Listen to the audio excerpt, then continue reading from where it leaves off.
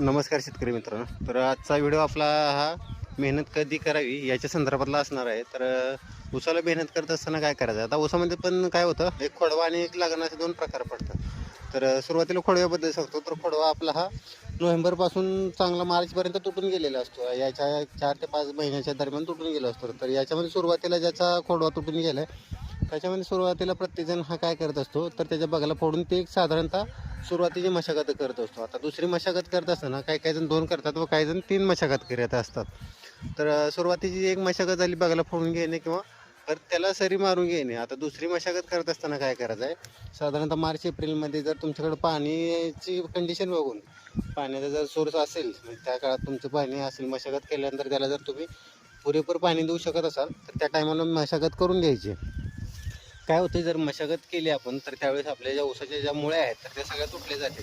आणि आपण मशागत केल्यानंतर काय करत असतो, रासायनिक खताचा एक डोस भरत असतो. तर त्या रासायनिक खताच्या डोसामुळं काय होतं, आपल्या ऊसाला परत जास्त म्हणजे पाण्याची आवश्यकता असते. जर पाणी जर तुम्ही परत नाही दिलं तर काय होतं, ते ऊस जे आहे तर ते जळायला किंवा मर व्हायला सुरुवात होते. तर तसं न करता काय करायचं, पाण्याचा सोर्स आपल्याकडे आहे त्याच्या दरम्यान करून घ्यायचे. आता लागण पिकामध्ये आपण 3 मशागती करत असतो साधारणतः.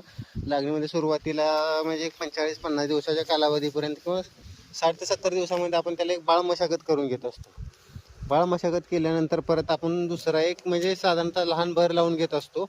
आणि ज्यावेळेस कांडी ऊसाला बनते तर त्याच्या दरम्यान परत आपण काय करत असतो, तर एक मोठी मशागत आणि रासायनिक खतांचा डोस भरून ती म्हणजे भर लावून घेत असतो.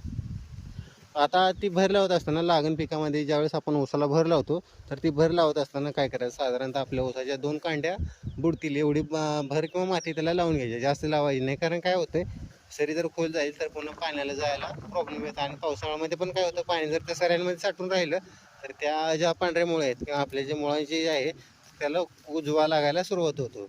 आणि दुसरं विशेष म्हणजे ज्यावेळेस आपण खोडवा पकडतो त्यावेळेस पण काय होतं, मशागत केल्यानंतर अजून सारी खोल जाते, आपला ऊस वर राहतोय आणि त्याच्यामुळं काय होते, तर त्या ऊसापर्यंत आपले जे अन्न असेल, अन्नद्रव्य असतील किंवा खत जे टाकत असतो, वॉटर सोल्युबल असेल रासायनिक खत म्हणजे असा वरखत फेकलेला असेल किंवा सेंद्रिय खत असेल, शेणखत, कोंबडी खत, तर याचा जो पूर्ण म्हणजे उपयोग जो आहे तो आपल्या म्हणजे पिकाला होत नाही. तर तेवढं करून घ्यायची मशागत करत असताना. साधारणतः एक ऊस पडू नये म्हणून एवढी सुरुवातीच्या ह्याला भर लावून घ्यायची. नंतर खोड्यामध्ये परत आपण दुसरी भर लावत असतो. तर ही काळजी घ्यायची दोन्हीमध्ये. धन्यवाद.